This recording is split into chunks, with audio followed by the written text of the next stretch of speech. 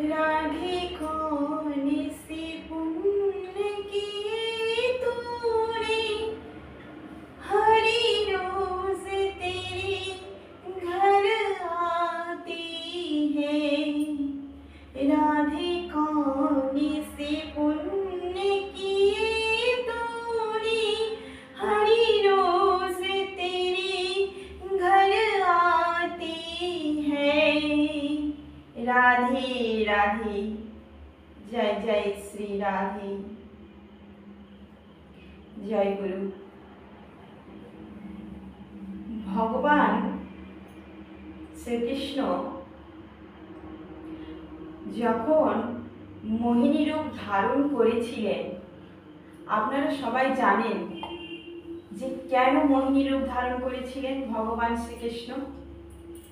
আমার প্রভু সেই মোহিনীর রূপ দেখে ত্রিলোক, স্বর্গ মর্ত্য পাতাল সবাই মোহিত হয়ে গেছিল।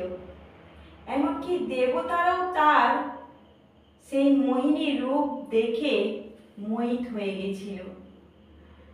তাদের মধ্যে কাম ভাব চলে এসেছিল, দেবতাদের মধ্যে মনের মধ্যে কামনা বাসনা জাগরিত হয়েছিল।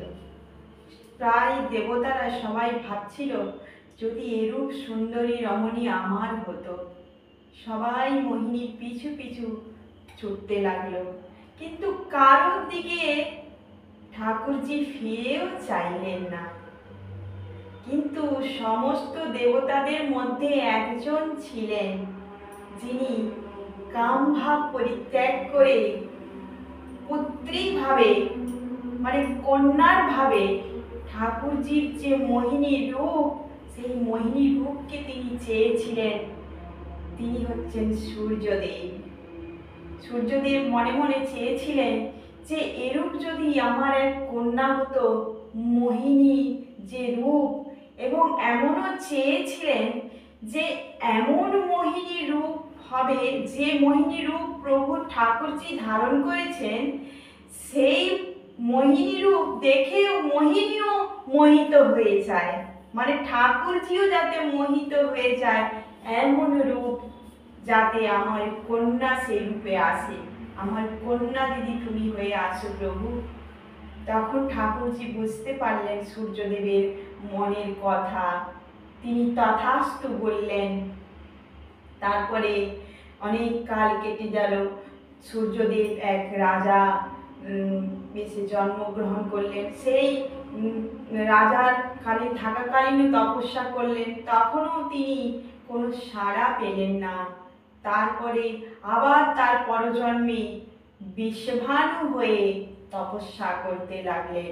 যখন দেখলেন যে নারায়ণের তপস্যা করে তিনি কোনো সাড়া দিচ্ছেন না, তারপরে আবার তিনি বিষভানু করতে লাগলেন ব্রহ্মদেবের তপস্যা। ব্রহ্মদেব তার তপস্যায় তুষ্ট হয়ে বিষভানুকে দর্শন দিলেন। বিষভানুকে বলছে, বিষভানু তুমি কি বর চাও বলো। বলছে, প্রভু আমার কোনো বর চাই না, আমাকে একজন বর দিয়েছিলেন, তিনি ভুলে গেছেন। সেই বরকে প্রতিফলিত করার জন্য, পূর্ণ করার জন্য আপনি যদি তার কাছে বার্তা পাঠাতেন, কারণ আপনি তো তার স্পর্শে থাকেন, কাছে থাকেন, তাই আপনি একমাত্র পারবেন। তখন তিনি বললেন, ব্রহ্মদেব বললেন, ঠিক আছে বলো, যে বহু যখন মোহিনী রূপ প্রভু ধারণ করেছিলেন তখন আমাকে বর দিয়েছিলেন যে মোহিনী রূপে তিনি আমার, যে মোহিনী রূপ সেই রূপে আমার কন্যা রূপে তিনি জন্মগ্রহণ করবেন এবং সেই মোহিনী রূপকে দেখে মোহিনীও মোহিত হয়ে যাবে।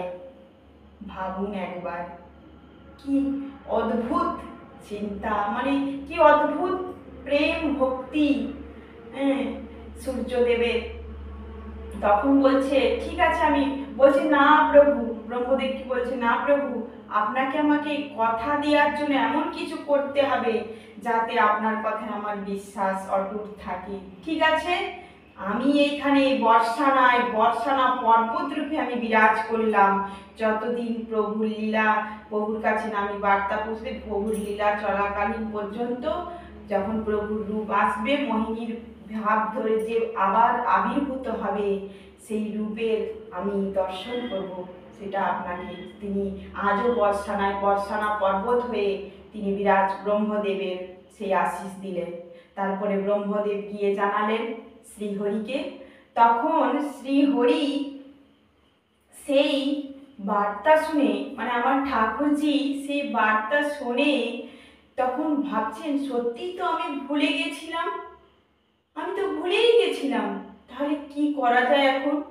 আমি আমার এই মোহিনী রূপের, মোহিনী যে রূপ, সেই রূপ দেখে আরেক মানে এমন রূপ হবে, আমার মোহিনী রূপ মোহিত হয়ে যাবে। ঠাকুরজি চিন্তায় পড়ে গেলেন, বুঝলেন? ঠাকুরজি যে চিন্তায় পড়ে গেলেন, তখন তিনি বিচরণ করতে লাগলেন, নিজের খেয়ালে বিচরণ ভাবতে লাগলেন যে কি করা যায়। তখন বিচরণ করতে করতে ঠাকুরজির দৃষ্টি এক মণির উপর পড়ল। মণির উপরে, মণির চমকে ঠাকুরজির প্রতিবিম্ব, যেমন আমরা আয়নার সামনে দাঁড়ালে আমরা নিজেকে দেখতে পাই না, ঠাকুরজি সাধারণত নিজেকে দর্শন করেন না। এত সুন্দর রূপ তো, ও কি সুন্দর মোহিত রূপ, কে না দেখলে মোহিত হবে অমন রূপ দেখে। ঘোর পাপাচারী থেকেও পাপাচারীর মন বলে একদম একদম শীতল হয়ে যায় সেই রূপ দর্শন করলে। তিনি নিজের রূপকে যখন ওই প্রতিবিম্বে দেখলো মণির উপর, তখন তিনি দেখে ভাবছেন, ঠাকুরজিও মোহিত হয়ে গেছেন, নিজেকে নিজে দেখেন। ভাবুন তো একবার, হ্যাঁ, দেখে মোহিত যখন হয়ে গেল, তখন ভাবছে, যখন মোহিত দেখছে ঠাকুরজি সেই প্রতিবিম্বকে দেখে তিনি ভাবতে শৃঙ্গার করাতে লাগলেন সেই প্রতিবিম্বের উপরে। গলায় হার, মানে যেমন আমরা রত্নহার, ঠাকুরজির নাকের নথনি, কত মানে যেমন নারীদের শৃঙ্গার হয় না, ঠিক সেরূপ শৃঙ্গার করাতে লাগলো। ঠাকুরজি মনে মনে ভাবলো, এই রং শ্যামবর্ণ থেকে গৌর বর্ণ করে দিই, কি গৌর বর্ণ করলে কি গৌর বর্ণ করে দিলেন। হ্যাঁ, মানে কত সুন্দর ভাব দেখুন, সেই গৌরাঙ্গী তপ্ত কাঞ্চনা গৌরাঙ্গী, হ্যাঁ, সেই গৌর বর্ণ করে দিলেন, গৌর বর্ণ যাই করে দিলেন। উফ, কি অপূর্ব চমক! প্রভুজি দেখে মোহিত হয়ে গেছে সে রূপ দেখে। যখন তার উপরে একটা চূর্ণি, মানে শ্রী লক্ষ্মীর চুনরি, মানে যাকে আমরা ওড়না বলি, সেই চূর্ণি দিয়ে তাকে সেই রূপকে সাজিয়ে দিলেন। এত সুন্দর অপূর্ব রূপ ঠাকুরজি সেই বললেন না যে বাৎসল্য প্রেমে তিনি চেয়েছিলেন, কে চেয়েছিলেন? বিশ্বভানু চেয়েছিলেন সবাই যাতে মানে সেই ঠাকুরজির সেই রূপ দেখে যাতে কাম ভাবনা কারোর ভেতরে আসে, ত্রিলোকেরও কারোর মধ্যে কামনার ভাব যাতে না জাগে। আমার রাধারানীর সেই রূপ ঠাকুরজি নিজের থেকে সৃষ্টি করলেন, রাধারানী সৃষ্টি করলেন রাধারানীকে সেই রূপে। মানে মোহিনী দেখেও মোহিত হয়ে গেল এমন রূপ দেখে। তাহলে ভাবুন, আমার ঠাকুরানীর কি মানে অপূর্ব, সে কোনো বর্ণনা করতে পারবেন তার কেউ রূপকে। বিশ্ব সংসারে আজও কেউ হয়নি যে তার রূপকে বর্ণনা দিতে পেরেছে। ভাবের ঘরে যতটুকু এসেছে মহাত্মাগণ ততটুকুই দিয়েছেন। মানে তার রূপকে বর্ণনা করা আমাদের মধ্যে, আমার মতো হয়তো আমার করার ক্ষমতা নেই, জানি না কি করতে পারবে, আমি তুচ্ছ জীব। যদি কোনো ভুল ত্রুটি হয়ে থাকে আমার ঠাকুরজির কাছে আমি ক্ষমা চেয়ে নিচ্ছি, আমার গৌরাঙ্গীর কাছে আমি ক্ষমা চেয়ে নিচ্ছি। কিন্তু তার রূপ দেখে গোটা ত্রিলোক মোহিত হয়ে যায়, বাৎসল্য রূপ, হা হা কি সুন্দর রূপ। তাহলে ভাবুন একবার।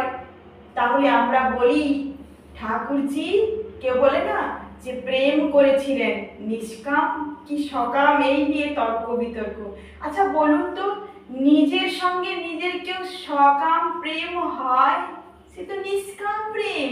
এখানেও তো তাই, নিজের থেকে সৃষ্টি করেছেন তিনি আমার ঠাকুরানীকে, শ্রী রাধারানীকে, শ্রী রাধাজীবকে তিনি সৃষ্টি করেছেন। তাহলে ভাবুন, বলে না ঠাকুরজিকে ডাকলে হয়তো তিনি মুখ ফিরিয়ে থাকেন, কিন্তু ঠাকুরজির যে আত্মা যিনি আছেন শ্রীমতী রাধারানী, তাকে যদি, তার চরণে যদি আমরা আশ্রয় নিই, তিনি ঠাকুরজি বাধ্য আমাদের দিকে ঘুরে তাকাতে, কারণ ঠাকুরানী একমাত্র পারে ঠাকুরজিকে বসিয়ে আনতে, দ্বিতীয় কেউ নয়। তাই বলি সবাই শ্রী রাধারানীর চরণ ধরুন, দেখবেন জীবনটা অন্ধকার থেকে আলোর দিকে যাচ্ছে, সমস্ত কিছু দেখবেন মলিনতা দূর হয়ে গেছে, শান্তি ফিরে এসেছে। জয় জয় শ্রী রাধে। আমার আজকের এই ভিডিওটা যদি ভালো লেগে থাকে একটি লাইক করবেন এবং সাবস্ক্রাইব বটনটা যে আছে ওটি সাবস্ক্রাইব করে আমাকে ভেতর থেকে অনুপ্রাণিত করবেন, আমার পাশে থাকবেন। আপনারা সবাই ভালো থাকবেন, সুস্থ থাকবেন। জয় গুরু।